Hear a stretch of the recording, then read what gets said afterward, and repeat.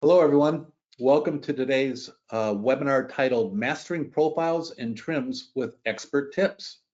I'm Jim Olson with the National Tile Contractors Association, and I want to welcome you and thank you for taking time out of your busy schedule to attend today's webinar. It's sponsored by LATICRETE. Before I introduce today's speaker, I want to remind you that during the webinar, you will be muted.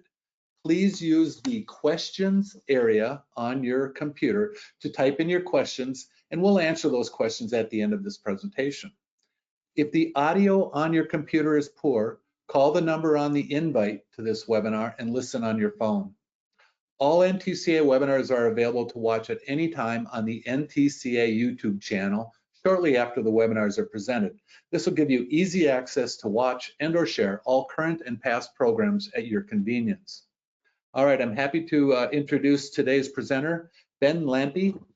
He is the Group Product Manager for Grouts, Sealants, and Profiles and Trims at LATICRETE International. He holds a bachelor's degree in mechanical engineering from Lehigh University and is a certified project manager professional through the Project Management Institute. With his extensive experience and expertise, Ben plays a key role in driving product innovation and development at LATICRETE. Welcome, Ben. We look forward to your presentation. Thank you, Jim. As Jim said, we're here to go over mastering profiles and trims with expert tips. So welcome, everyone. As Jim said, my name is Ben Lampi, and I'm the Group Product Manager for Profiles and Trims here at LATICRETE. Today, we're diving into mastering profiles and trims in tile installations. A little on my background. I have been with LATICRETE for a little over 6 years and managing the profiles and trims line since we introduced it back in 2023. We are going to be covering a lot of topics today, but by no means are we going to cover everything. If there's something we don't cover or a question that pops up after the webinar, here's my email. I will also share it again at the end of the presentation in case you need it. There is also a wealth of information on our website for you to review at your own pace, and I do encourage you to go visit it. And lastly, feel free to join us on social. There's a growing community of professionals like yourselves talking all things tiles, not just profiles and trims. I personally learn a ton through all the different discussion. So with that, let's dive right in. Here's what we'll cover today: the basics of profiles, their importance, common shapes and materials, installation and maintenance. During the installation portion, we'll spend some extra time going over both how to size and cut profiles, two areas we get a lot of questions about. And to wrap up, we'll touch on two specialty profiles you might encounter: coves and movement joint profiles. Whether you are an experienced installer or just learning the basics, hopefully each of you will take something away from today's webinar. So without further ado, let's get started. So what are profiles and trims? They go by a lot of different names. Whether you call them profiles, trims, metals, strips, or anything else, they are all the same thing. Profiles and trims are both decorative and functional. They add a finished look, protect edges, and help transition between materials. In many cases, they have taken the place of traditional tile edging pieces, such as bullnose or pencil edging. So much so that many tile manufacturers no longer even offer these items. While seemingly simplistic, profiles and trims can add a lot of value to the tile installation.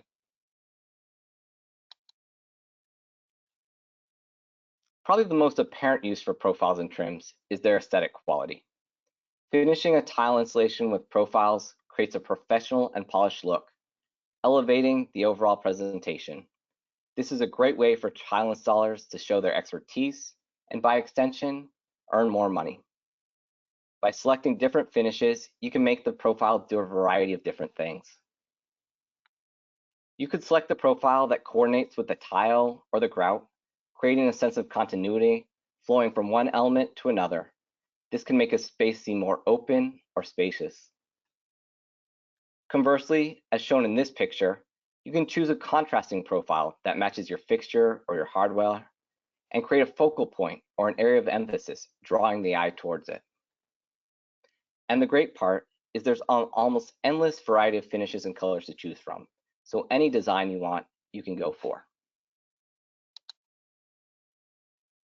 The second reason most people choose to use profiles and trims is to protect the edges of tiles. This could be from chipping or cracking, and this helps to extend the overall life of the installation.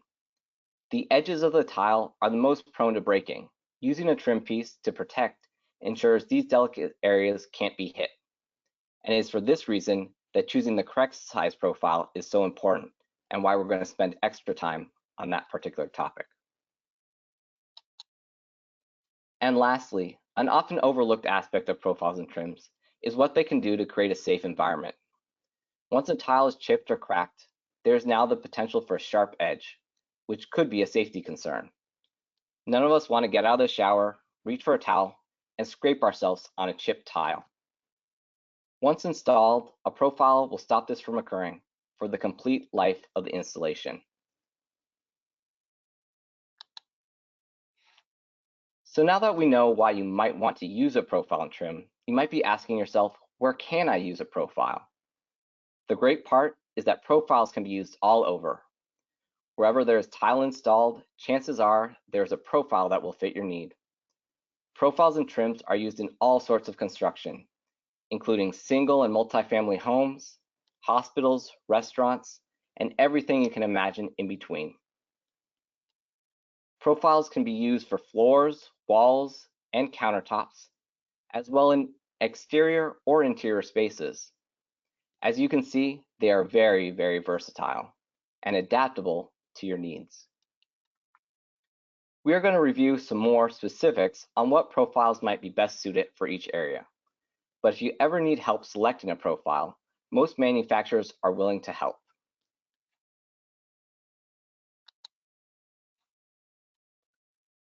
With such a wide range of areas that profiles can be used in, you can imagine how many different profiles are out there. This is by no means an exhaustive list, but here are 6 of the most common shapes or forms that you're likely to run into. In the top left, you have the L-shaped edging profiles. These are great for edge protection and provide a sleek look. Depending on the finish, they can also be used not only on walls and countertops, but also on floors.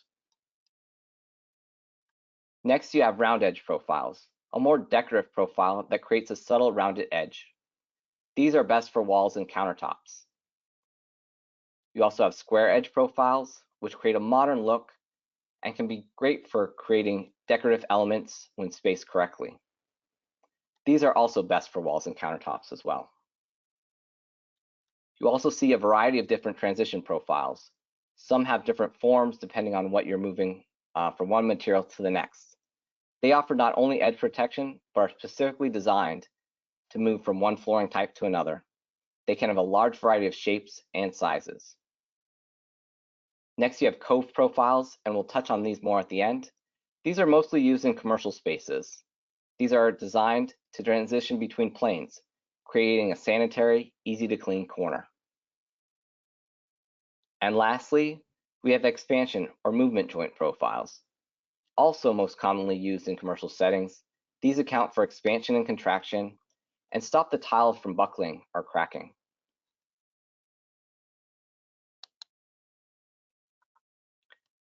While there are many different shapes and forms of profiles, each shape or form can come in multiple materials. Selecting the right material makes sure the profile fits your needs.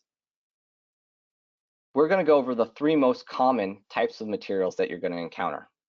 The first is polyvinyl chloride, or PVC as it's commonly known. This is a great cost-effective choice. It comes in a variety of colors and styles, but the one drawback is it can only be used in light-duty applications, and typically only for walls and countertops. Probably the most popular choice of material is aluminum. They have a great balance of performance and cost, and also being the most popular material, they have the widest range of finishes. This extends anywhere from a mill finish to an anodized finish, which are your chrome and nickel and other traditional metallic finishes, all the way to the more decorative color and texture coated. This is also where you'll find the most ability to match your surrounding grout and fixtures. An additional advantage is that they tend to be easier to cut and work with as well. And lastly, you have stainless steel. These profiles offer the pinnacle of performance. They have the highest durability, scratch resistance, and chemical resistance.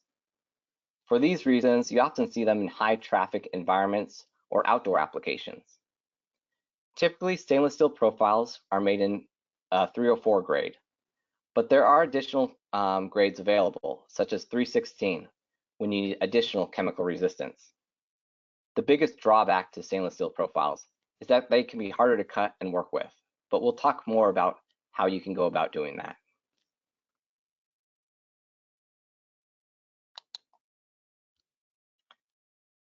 Now that we've gone over the different shapes and types of profiles as well as materials, we're going to focus on how to install profiles.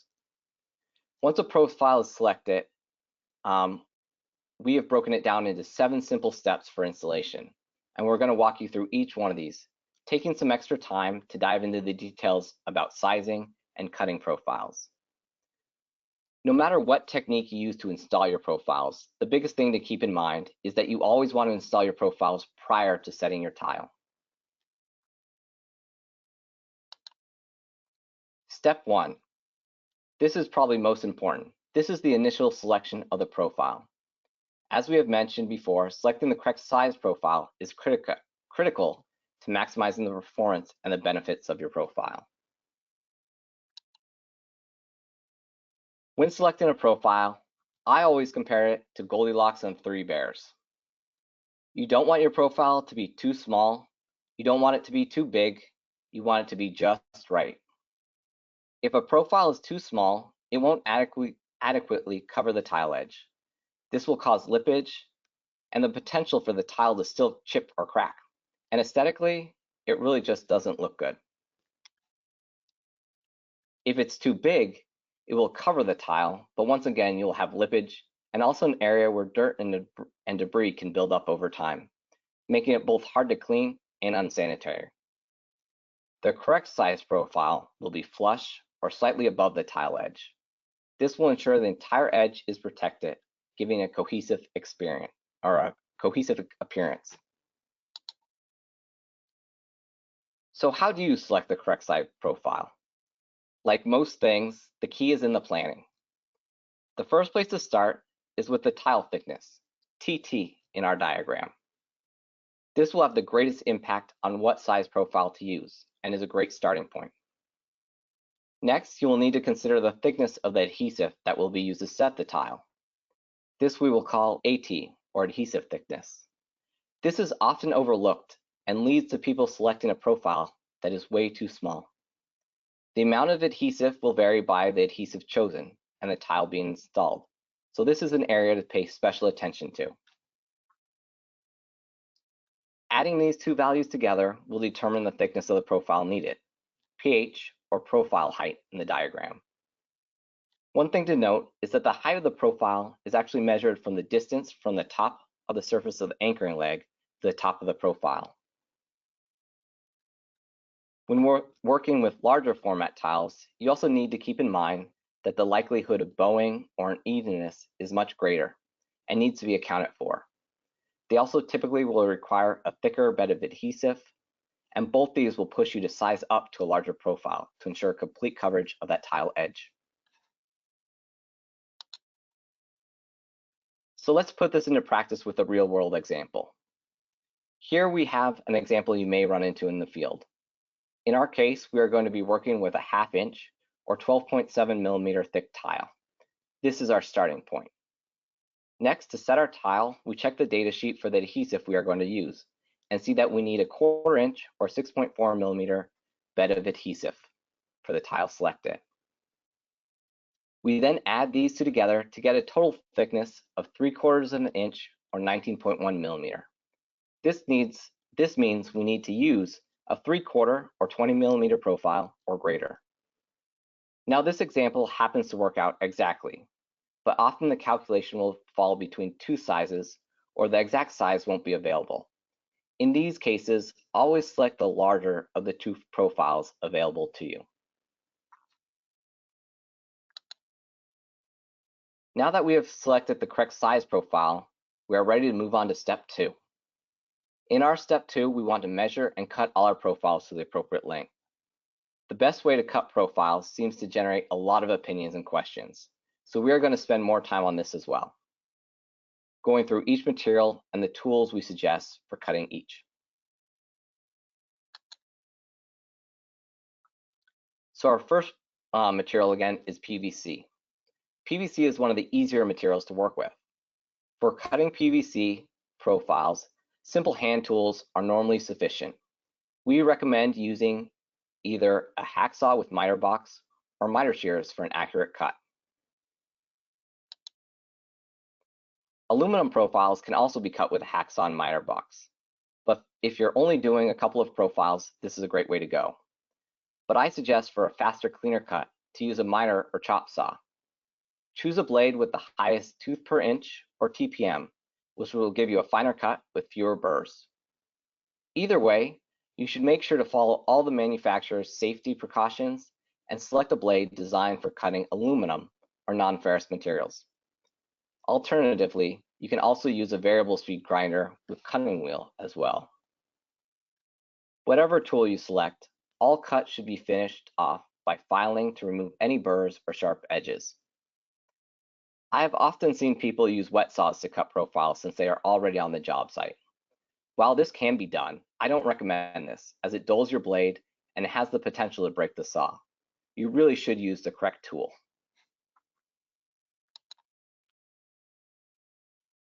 Cutting stainless steel has a reputation for being difficult, but selecting the correct tool makes this task much easier. For stainless steel, regardless of grade, we suggest either a miter, chop saw, or bandsaw.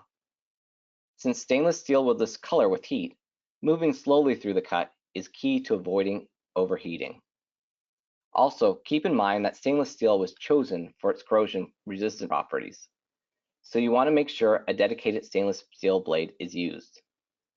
Make sure the blade hasn't previously been used to cut any non-ferrous materials, or it will deposit small amounts of material as it cuts, cross-contaminating the profile and leading to future issues. A couple of other tips and tricks for cutting to keep in mind. When measuring profiles, the old adage, measure twice, cut once, definitely applies. Once cut, especially if cut too short, there is no way to go back. We also recommend always dry fitting the pieces after cutting to make sure all your measurements are accurate. This is especially important when using corner pieces or accessories, as it's easy to forget to account for them in your calculations. Also, always select a cutting blade with the highest tooth per inch or TPI available. This will lead to a cleaner cut with less burrs.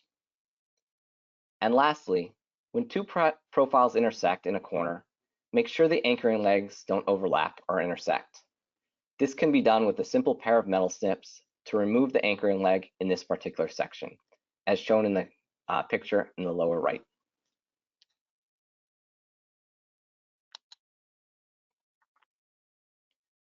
Another question we often get asked is how to deal with corners or intersections where two profiles come together. Here are 3 different ways that I often see this addressed. The first is a T-intersection, where the two profiles meet perpendicular to each other. This method can be used on L-shaped or square profiles, but doesn't lend itself well to round edge or more complicated shapes. The second method is a miter joint, where the two profiles are cut or mitered, typically at a 45-degree angle, to seamlessly join them. This is especially popular with L-shaped profiles. The third method uses preformed corner pieces. Each corner piece is sized and shaped to perfectly match the profile it's being used with. It's important to note that for square edge profiles, corner pieces can be used both for inside and outside corners interchangeably. But for round edge profiles or more complicated shapes, the inside and outside corners differ. So you'll need to pay special attention when selecting the correct corner piece. The way you choose to do corners is up to your personal preference.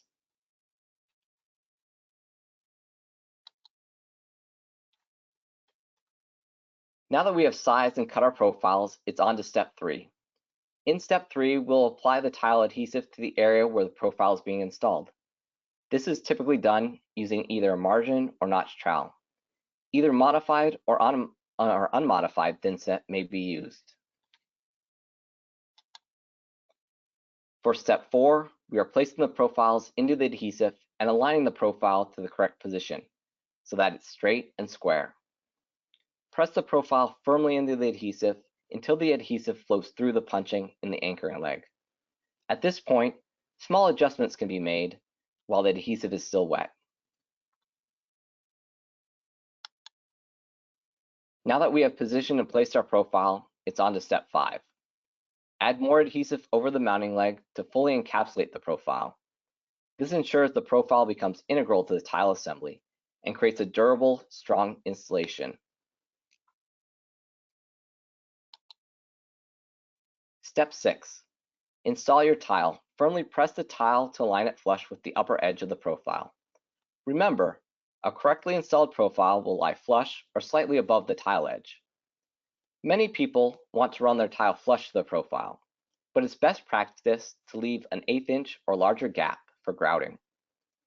This makes sure that the overall tile assembly is stronger, but also ensures that water and dirt can't get between the profile and the tile, and in the future undermine your installation. Step 7 is our last step. This is often overlooked, but vitally important to the aesthetics of the installation. Immediately after installing the profiles and tiles, clean the visible surface with a sponge and clean water to remove any mortar or grout residue that may have gotten on the profile. Aluminum profiles especially are sensitive to alkali materials. These alkali materials can be found in cementitious products and will etch or mar the surface if not removed promptly. Once this discoloration has occurred, it's virtually impossible to remove the staining later. Congratulations, you have now successfully gone through all the steps to install a profile. As you can see, it's very simple. While we went over it very quickly, if you do run into issues, another great source of information is the NTCA reference manual. In it, you can find a whole section on common profile installation issues and how to troubleshoot them. I really suggest you check this out. Once installed, profiles require very little maintenance. They simply need to be periodically cleaned to keep them looking their best. To clean profiles, we recommend a pH-neutral cleaner or a solution of dish soap and water. No special cleaners or tools are required. Keep in mind that using abrasive agents or tools will scratch profiles, even stainless steel ones, so take care to avoid using them. Also, avoid alkaline cleaners such as bleach on aluminum profiles, as they can damage the decorative surface.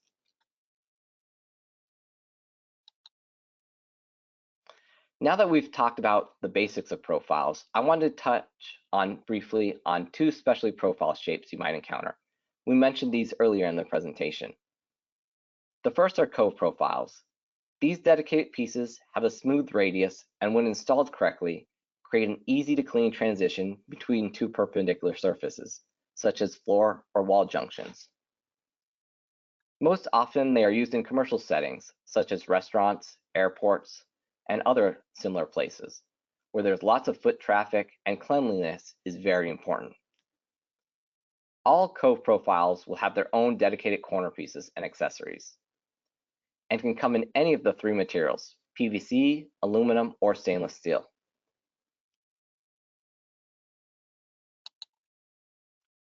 The second specialty profile you may encounter is what is referred to as a movement or expansion joint profile. They are used to accommodate for expansion and contraction in a large field of tile. They can also take the place of a caulk field joint. When correctly specified and spaced, they avoid the potential for cracking and buckling in the tiles. It's important to note, though, that while they can help it with in-plane movement, out-of-plane movement, such as up and down movement, must be handled separately, and they don't take the place of anti-fracture or decoupling membranes.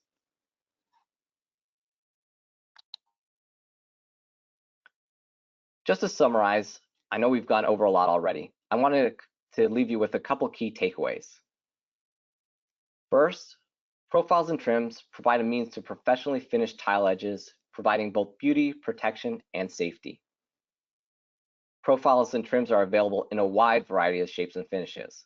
Chances are, whatever you're looking for, there's a profile out there for it. The appropriate size profile should be selected to provide the maximum performance. They should always sit flush or slightly above the edge of the tile. Installing profiles is simple, but must be done correctly to ensure longevity and performance.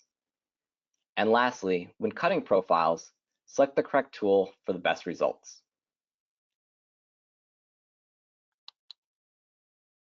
So with that, I want to thank you for your attendance and ask if you have any questions. Ben, very informative, great presentation. I have one question here that's come in. We had a lot of people already comment, thank you for the great information, and really appreciated it. And the question we have right now is, can we recommend fixing profiles using anchors along with the tile adhesive, considering more safety? Does that make sense to you?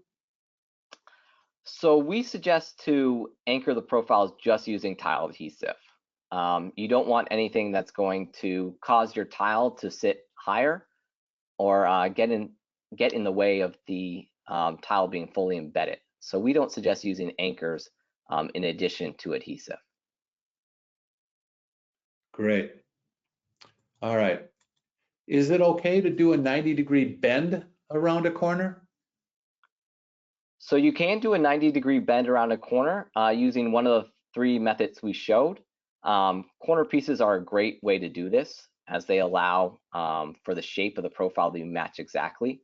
It becomes trickier if you want to use one of the other methods, as the cutting and the mitering becomes much more complicated. All right. What do you recommend when an undulated tile is specified with a metal or PVC profile?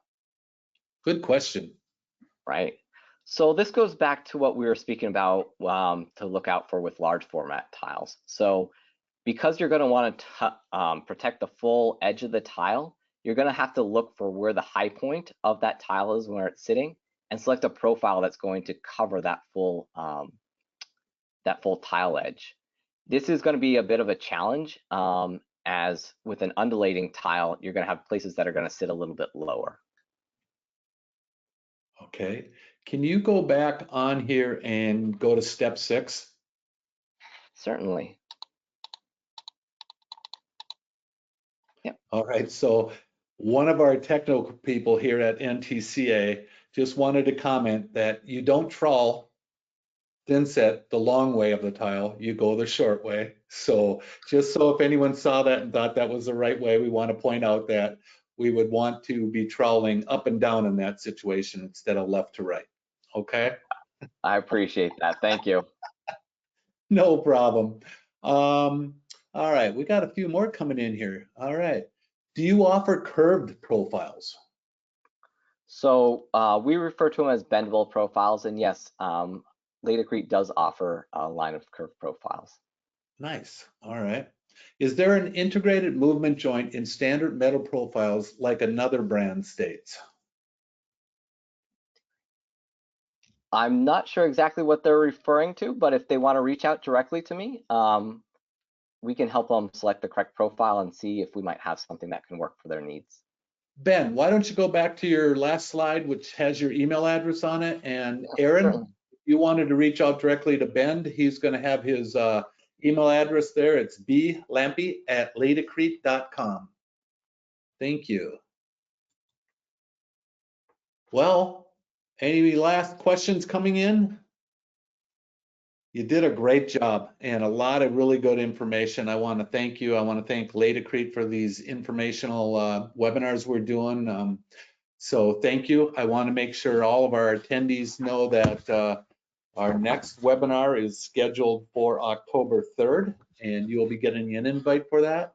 And Ben, we'll be in touch soon. Thank you. Everybody else, have a great week and weekend coming up. Thank you.